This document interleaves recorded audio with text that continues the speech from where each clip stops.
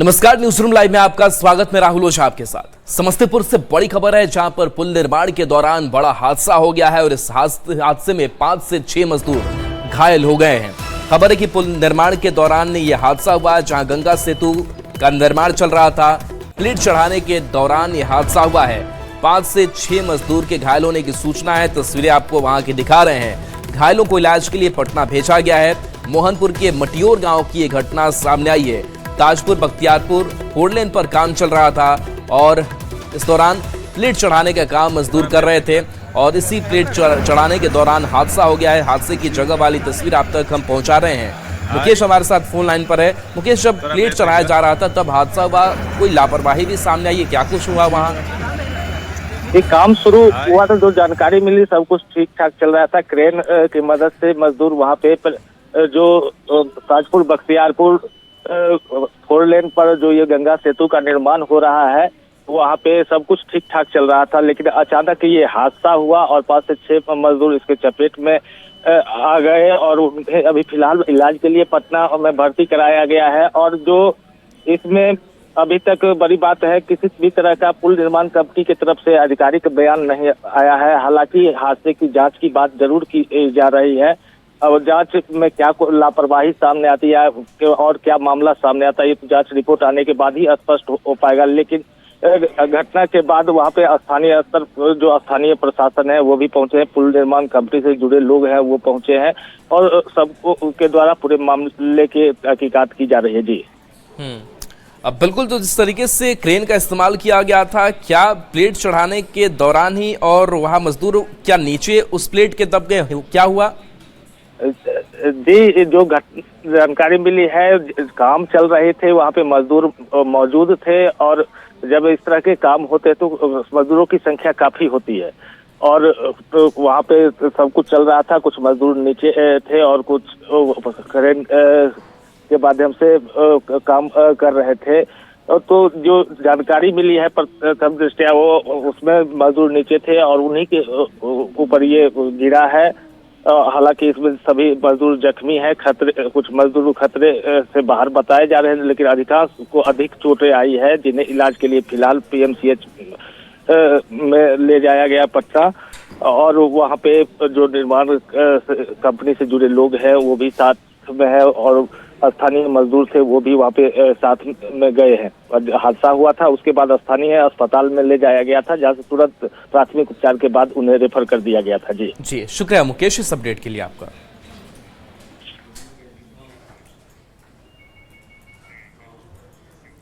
और देखिए, मधुबनी से इस बीच बड़ी खबर है, जहां पर सीमा पर सख्ती बढ़ाने के बाद से अब लोग आक्रोशित यहां पर हो गए। लोग इसलिए आक्रोशित है क्योंकि जगह जगह पर बैरिकेडिंग की जा रही है। भारत नेपाल सीमा पर सुरक्षा कड़ी कर रखी गई है। एसएसपी ने बांस बल्लों की बैरिकेडिंग की है। एसएसपी के डिप्टी कमांडेंट ने लोगों को समझाया भी। लोगों जनप्रतिनिधियों के साथ वार्ता भी की गई है। पैदल आवाजाही में परेशानी नहीं होगी, इसको लेकर के आश्वस्त लोगों को किया गया है। इसके साथ साथ बता दें कि कई घंटे की बातचीत के बाद सहमति बन पाई। बाइक के पोठिया गाछी मार्ग जो हैं वो खुले रहेंगे, तो जो स्थानीय लोग हैं उनकी आवाजाही में कोई दिक्कत ना हो, इसको लेकर भी आश्वस्त किया गया है प्रशासन की तरफ से। हमारे साथ फोन लाइन पर राकेश रंजन है। राकेश, जब बैरिकेडिंग की गई तो लोगों ने थोड़ा विरोध भी जताया, लेकिन उन्हें समझाया गया कि आपकी आवाजाही में कोई दिक्कत नहीं होगी। अब लोग क्या कह रहे हैं? जी, मैं आपको बता दूं कि हाल के दिनों में भारत और नेपाल सीमा का जो खुली सीमा है उसकी सुरक्षा को लेकर लगातार राज्य सरकार और केंद्र सरकार काफी अलर्ट मोड में है और लोग प्रत्येक दिन नए नए इसको लेकर निर्देश जारी किए जा रहे हैं। और इसी कड़ी में मधुबनी के मधुआपुर की यह घटना है, जहां एसएसबी ने सुरक्षा कारणों को लेकर कई जो स्थल है, जो खुली सीमा से लगने वाले सड़क है, उस पर बैरिकेडिंग किया है, जिसके बाद से जो स्थानीय व्यवसायी हैं और स्थानीय लोग हैं उन्होंने जमकर हंगामा किया। क्योंकि अक्सर जो बॉर्डर के इलाके के लोग हैं वो नेपाल में जाते हैं और नेपाल से जो लोग हैं सामान खरीदने के लिए भारतीय सीमा में प्रवेश करते हैं। तो लोगों का कहना था कि बैरिकेडिंग करने के बाद जो स्थानीय कारोबार है उस पर काफी असर पड़ेगा, जिसके बाद लोगों ने जमकर हंगामा किया और बैरिकेडिंग जो कार्य है उसका विरोध किया। लेकिन एसएसपी के द्वारा जो अधिकारी थे वहां पर मौके पर पहुंचे और उनके द्वारा यह समझाया गया कि यह अस्थायी अस्थायी तौर पर इसको बैरिकेडिंग किया गया है और तत्काल तकरीबन एक पखवाड़े के लिए ऐसी व्यवस्था की गई है और पैदल आने जाने वाले लोगों के लिए मार्ग वैकल्पिक रूप से खोल दिया गया है। तो इसको लेकर यहाँ पर काफी लोगों ने हंगामा किया है और लगातार ऐसा देखा जा रहा है कि जो सीमा की सुरक्षा है उसको बेहतर बनाने के लिए लगातार सरकार प्रयास कर रही है। कई अधिकारियों को तैनात किया गया है।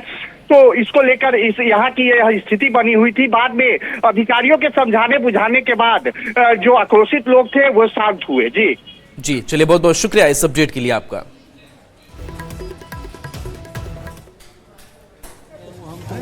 देखिए सर, आप भी यहाँ तैनात हैं उधर से।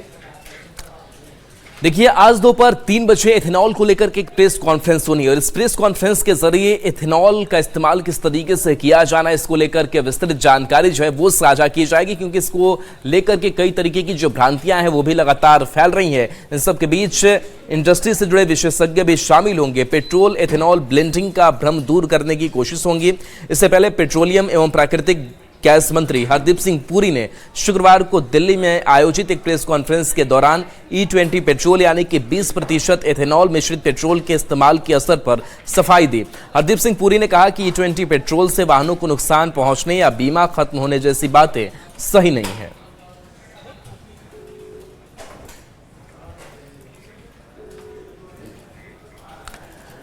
और देखिए, आतंकवाद के खिलाफ केंद्र सरकार ने बड़ा कदम उठाया है, बड़ा फैसला लिया है और UAPA के जरिए कई ऐसे बदमाश हैं जिनको अब आतंकी घोषित किया जा चुका है। खबर है कि गृह मंत्रालय ने UAPA के तहत 23 नए नामों को आतंकवादी घोषित करते हुए गजट अधिसूचना जारी की है। लिस्ट में जैश-ए-मोहम्मद और लश्कर-ए-तैयबा से जुड़े कई ऑपरेटिव शामिल हैं। इनमें मसूद इलियास कश्मीरी, मोहम्मद मुसद्दिक, मुफ्ती मोहम्मद असगर खान, हाफिज अब्दुल शकूर, अब्दुल्ला जिहादी, फिरदौस अहमद भट्ट और बिलाल अहमद मीर जैसे नाम प्रमुख हैं। गृह मंत्रालय के मुताबिक इन पर आतंकी भर्ती, प्रशिक्षण, फंडिंग, हथियारों की सप्लाई, घुसपैठ कराने और भारत में आतंकी हमलों को अंजाम देने या उनमें मदद करने के आरोप हैं। इस लिस्ट में नगरोटा आर्मी कैंप और 2022 के सुंचवान आर्मी कैंप हमले में शामिल आतंकियों के भी नाम हैं।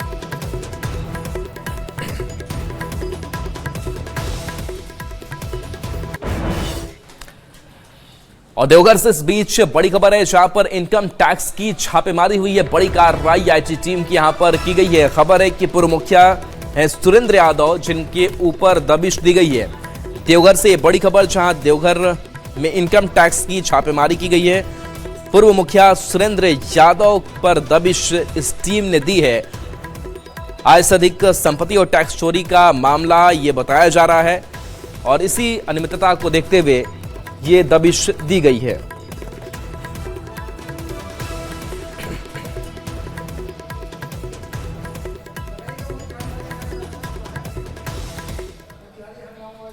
मोतिहारी से बड़ी खबर, जहां पर वाटर पार्क का विरोध किया गया था और इसका वीडियो भी वायरल हुआ था और इस मामले में अब एक्शन हुआ है। पुलिस ने 2 लोगों को गिरफ्तार किया है। कल लोगों ने आंदोलन किया था जिसमें RJD सांसद ने नेतृत्व किया था। ट्रैक्टर चला करके विरोध दर्ज कराया गया था और आज पप्पू यादव भी घटनास्थल पर पहुंचने वाले हैं। तो वाटर पार्क के विरोध मामले को लेकर के एक्शन हुआ है। पुलिस ने 2 लोगों की गिरफ्तारी की है। बता दें कि सुधाकर सिंह के नेतृत्व में कल लोगों ने आंदोलन किया था, जिसके बाद से सियासी बयानबाजी भी तेज हो चली थी। बीजेपी ने कड़ी प्रतिक्रिया इस पूरे मामले को लेकर के दी थी कि जब अतिक्रमण हटाने का आदेश है तो क्यों अतिक्रमण नहीं हटाया जा रहा है, इसका विरोध क्यों किया जा रहा है। और इसी मामले को लेकर आज पप्पू यादव भी घटनास्थल पर पहुंचने वाले हैं। तो मोतिहारी से बड़ी खबर, जहां वाटर पार्क के विरोध मामले को लेकर के एक्शन भी लिया गया है। अवनीश हमारे साथ फोन लाइन पर है, न्यूज़ 18 संवाददाता। अवनीश, जो कल तस्वीर सामने आई थी उसके बाद से पुलिस ने क्या कुछ एक्शन किया है? देखिए, कल जो सांसद सुधाकर सिंह ने ट्रैक्टर चलाया उस जमीन पर जहां वाटर पार्क का निर्माण होना था, उसके बाद उत्तराकुटी थाने की पुलिस ने FIR दर्ज किया है और भीड़ को उकसाने का मामला दर्ज किया है और 2 लोगों को गिरफ्तार भी किया है जो उस कार्यक्रम में शामिल थे, जिन्होंने हंगामा किया। उसमें 2 लोगों को पुलिस ने गिरफ्तार भी किया है और जो सांसद है सुधाकर सिंह, उनके साथ उनके समर्थकों पर भी FIR दर्ज किया है। कई अज्ञात लोगों पर भी FIR दर्ज है और कई नामजद लोगों को भी जो है उन पर भी जो है एफआईआर दर्ज किया गया। तो देखिए सुधाकर सिंह ने जो इस तरह से आंदोलन की शुरुआत की है उस जमीन को लेकर, किसान सभा का आयोजन किया, उसके बाद ट्रैक्टर लेकर उस खेत को उन्होंने जुताई की, तो ऐसी स्थिति में हंगामा भी हुआ। उसी को लेकर पिपराकोटी थाने की पुलिस ने एफआईआर दर्ज की। जी चलिए, शुक्रिया इस अपडेट के लिए आपका।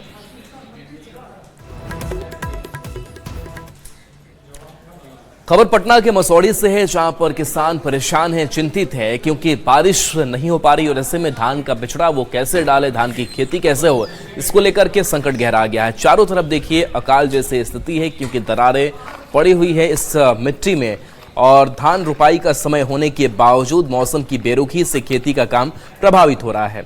किसानों का कहना है कि बारिश की कमी की वजह से धान का बिचड़ा सूखने लगा है, जिससे फसल पर संकट बढ़ता जा रहा है। किसानों को डर है कि समय पर रुपाई नहीं हुई तो उत्पादन प्रभावित होगा और आने वाले दिनों में आर्थिक परेशानी के साथ खाद्यान्न संकट की स्थिति भी पैदा हो सकती है। जैसे धान के तैयारी के करने के लिए रोहन 76 में दिए मोरी, अभी हो रहा है 30 दिन, अभी 1.5 इंची के हुआ, रोज मोरी मर जाता है, सांझ के पटाते हैं बिहने सूख जाता है। देखिए कैसा जैसे धूप के हुए, और सरकार के तरफ से कोई व्यवस्था नहीं है। बिजली देता है तो 3 घंटा रात में तो 2 घंटा दिन में, तो मोरियो नहीं बच पा रहा है। मौसम की बेरुखी, कड़कती धूप, धान रोपने का समय, देखिए क्या स्थिति है। हम दिखा रहे हैं आपको, ये जो बिचड़ा गया किसान, इसकी स्थिति को हम दिखा रहे हैं। देखिए ये दरार पड़ चुका है, खेतों में पानी नहीं है, किसान बेबहाल है। क्या करेंगे किसान? किसानों के चेहरे पर स्पष्ट चिंता की लकीर दिखाई रही है। खेती करे आप कहाँ मोरी अथी होल है, देख रहे हैं कि मोरी सब जड़ रहा है, लहर रहा है। कैसे खेती करेंगे आप? कैसे करेंगे सब तो भगवान न जानेंगे। हम लोग नकदी बख्तिया खेती जोतते हैं और पानी तनी पड़ ही नहीं रहा है, तो कैसे हम लोग का मुआवजा लौटेगा? बिजली मिलता नहीं है तो हम लोग क्या करें, मरेंगे, भूख मरने के बारी आल है। और देखिए दानापुर से खबर है, जहां पर दियारा इलाके को जोड़ने वाले पीपा पुल अब बंद हो गया है। पीपा पुल बंद होने के बाद से अब लोगों की परेशानी आवाजाही में हो रही है। अब नाव ही एकमात्र सहारा बचा हुआ है, जिससे लोग जो है इस पार से उस पार जा सक रहे हैं। और इसी को लेकर के लोगों ने अपनी जो नाराजगी है वो भी जाहिर की है कि अब हमें परेशानी हो रही है। बता दें कि बड़ी संख्या में लोग रोज नाव के जरिए सफर करने को मजबूर हैं। लोगों का कहना है कि नाव से यात्रा हमेशा जोखिम भरा होता है और इमरजेंसी के समय परेशानी और बढ़ जाती है। लोगों का आरोप है कि सालों से पक्के पुल की मांग की जा रही है, लेकिन अब तक कोई अस्थायी समाधान नहीं निकल सका है। इससे दियारा क्षेत्र के लोगों को हर साल भारी कठिनाइयों का सामना करना पड़ रहा है। नाव से तो व्यवस्था है, कब खुल गए? 11 बजे रात को खुला। खुल गया, आप नाव से आ रहे हैं। कब खुल गया? तो रात में खुला 12 बजे। सरकार कोई ध्यान नहीं देता है। तो कहाँ सरकार ध्यान देता है? क्या कह रहे हैं? चुनाव आता है तो बोलता है सर कि पक्का पुल बना रहे हैं, वो बना देंगे। हाँ सर, क्या दिक्कत हो रहा है? बहुत परेशानी बढ़ गया नाव से अप डाउन करने में। अच्छा, पुल था पीपा पुल? हाँ, तो उसको 12 बजे रात में तोड़ दिया गया, अभी पानी भी नहीं बढ़ा हुआ, देख लीजिए। अच्छा, क्या समस्या हो रहा है? बहुत परेशानी बढ़ रहा है जनता को। अच्छा, हाँ, क्या व्यवस्था उधर बियर में? कुछ भी व्यवस्था नहीं, कुछ भी व्यवस्था नहीं। सालों से पानी और बाढ़ का समस्या रहा है, लगभग 50 साल से समस्या रहा है।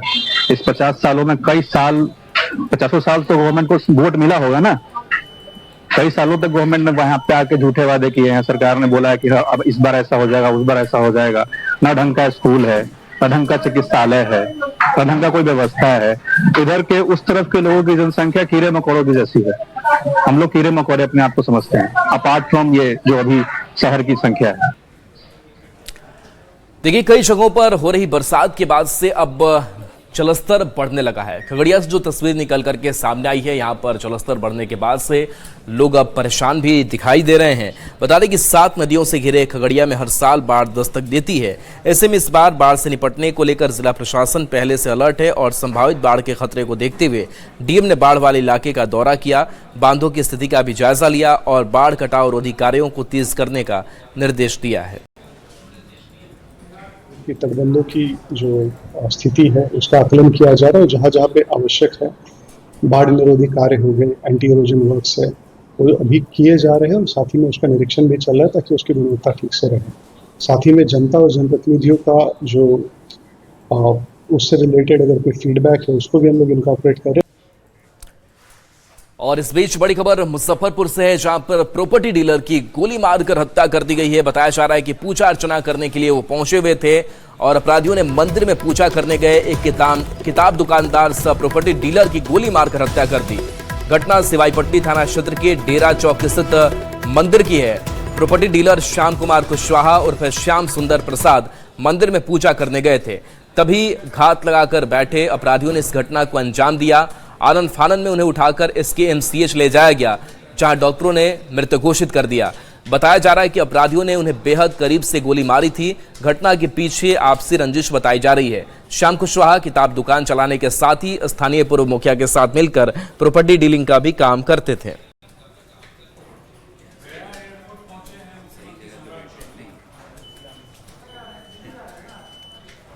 और देखिए पूर्णिया से इस बीच बड़ी खबर है, जहां पर नशा मुक्ति केंद्र और यहां पर एक शख्स की संदिग्ध मौत हो गई है। 30 साल के युवक की मौत हुई है। आशीष कुमार के रूप में पहचान हुई है। परिजनों ने नशा केंद्र पर आरोप लगाया है। तो ये बड़ी खबर, जहां समय पर सूचना नहीं देने का भी आरोप है, बेहतर इलाज नहीं कराने की भी शिकायत दर्ज कराई गई है। GMCH पहुंचने पर परिजनों को जानकारी मिली, संचालकों के फरार होने का आरोप है। CCTV के जरिए जांच में पुलिस जुटी हुई है। तो बड़ी खबर पूर्णिया से, जहां नशा मुक्ति केंद्र में युवक की संदिग्ध मौत हो गई है।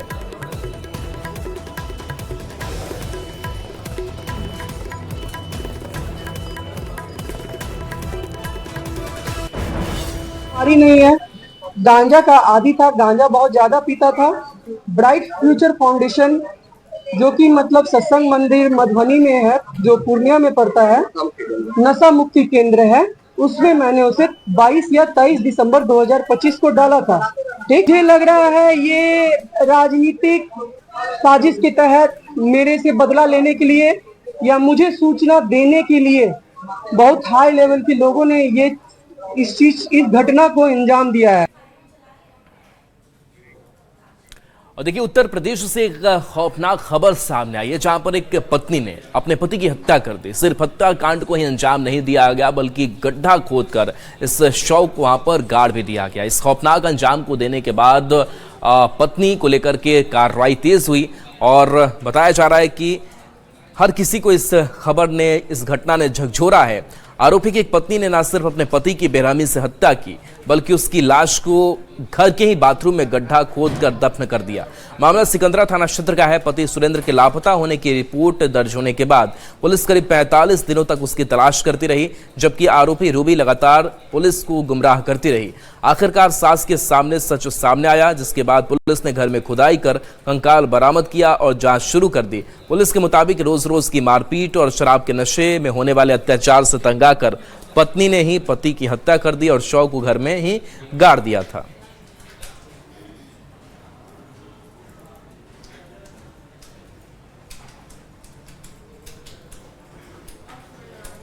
रहने वाला मामला सामने आया है। एक पत्नी ने अपने ही पति को मौत के घाट उतार दिया और उसके शव को अपने ही घर के बाथरूम में गड्ढा खोद कर गाड़ दिया और उसके बाद लगभग 45 दिन तक पत्नी अपने पति के लापता होने का नाटक करती रही।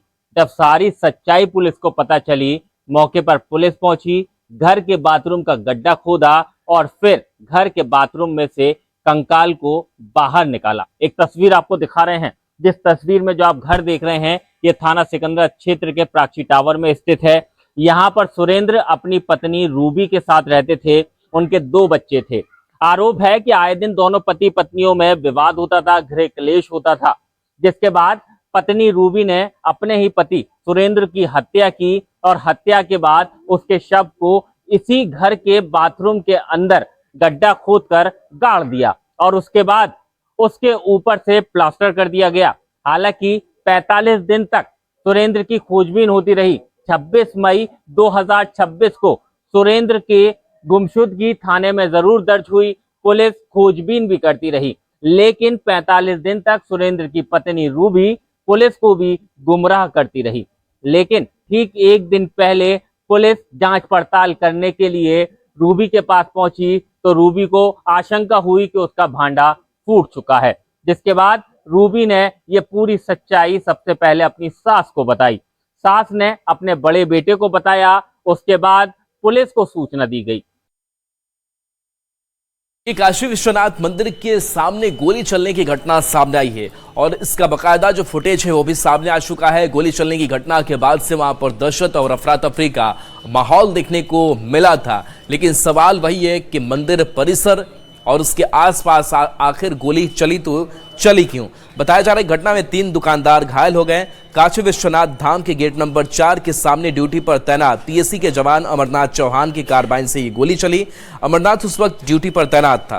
प्रत्यक्षदर्शियों के अनुसार गोली चलते वक्त कार्बाइन उसके कंधे पर ही था। 2 राउंड गोली चली है। घायलों का इलाज वाराणसी के मंडलीय अस्पताल में चल रहा है। पुलिस अब पूरे मामले की जाँच कर रही है। 87 बैच के हमारे पुलिस के कर्मचारी हैं, अगले वर्ष उनका रिटायरमेंट है। तो भीड़ भाड़ को जब वो हटा रहे थे उसी दौरान ही एक्सीडेंटल फायर हुआ है और डायरेक्ट गोली छर्रा है, इस तरह की कोई चीज़ नहीं लगी है। गोली के इम्पैक्ट से जो गिट्टी पड़ी हुई थी उसकी रगड़ इन तीनों लोगों को लगी है अलग अलग।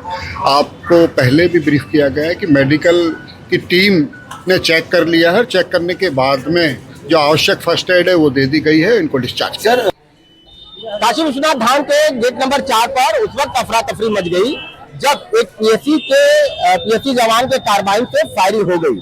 माहौल पूरी तरह से अफरा तफरी का बन गया, गहमागहमी हो गई और एक भगदड़ का माहौल उस समय तो हो गया था। हम इस वक्त उसी स्थान पर खड़े हैं। आप देख सकते हैं ये काशी विश्वनाथ धाम का गेट नंबर 4 है, प्रवेश द्वार है और ठीक इसी प्रवेश द्वार के उस पार यानी कि रोड के सामने यहाँ पीएसी जवान ड्यूटी में तैनात था और उसी के कार्बाइन से फायर हुई। उसी वक्त वहाँ तमाम श्रद्धालु और अन्य जो दुकानदार हैं वो यहाँ मौजूद थे और उनको जो छर्रा है वो लगा। उनमें से 2 स्टाफ थे और उन 2 स्टाफों को छर्रा लगने से वो घायल हो गए। यहाँ आप देख सकते हैं गोलियों का निशान बना हुआ है। जो गोली थी वो जमीन में जाकर के लगी है। यही कारण है कि कोई कैजुअलिटी नहीं हुई है। क्या पूरे मामले की सच्चाई है, क्योंकि जो बातें सामने आई हैं उसमें 2 लोगों की घायल की बात है, लेकिन यहाँ के लोग 3 भी बता रहे हैं। तो हमारे साथ तमाम प्रत्यक्षदर्शी है जब यहाँ पर घटना हुई है, उनसे बात करते हैं। भाई साहब आप यही थे उस वक्त? आप उस वक्त? मैं पूर्व पार्षद दिलीप यादव भारतीय जनता पार्टी से हूँ। मेरी दुकान पे ही ये सामने दुकान के सामने ये घटना घटी है। क्या हुआ था पूरा घटना? प्रातः 7:05 पर पीएसी का एक जवान बास फाटक की ओर से आए हैं, हमारी दुकान के पास खड़े हुए हैं माला पुल की दुकान पे। वहीं पे वो कमर लगे खजुआने, जिससे 2 राउंड उनके कार्बाइन से गोली चली है। गिरी नहीं है? नहीं, कार्बाइन गिरी नहीं। 2 राउंड गोली चली है जो जमीन में गड्ढा वो दिख रहा है और हमारे दुकान के ही 3 स्टाफ घायल हुए हैं, जिनको चौक इंस्पेक्टर दिलीप कुमार मिश्रा जी कभी चौरा हॉस्पिटल लेकर के गए मेडिकल कराने। क्या स्थिति बनी हुई है घायलों में? स्थिति और परिस्थिति की बात तो कुछ नहीं है, लेकिन हाँ यह है कि सब खतरे के बाहर है और स्थिति उन लोगों की ठीक है। न्यूज़ 18 पर खबरें आपके लिए लगातार जारी है।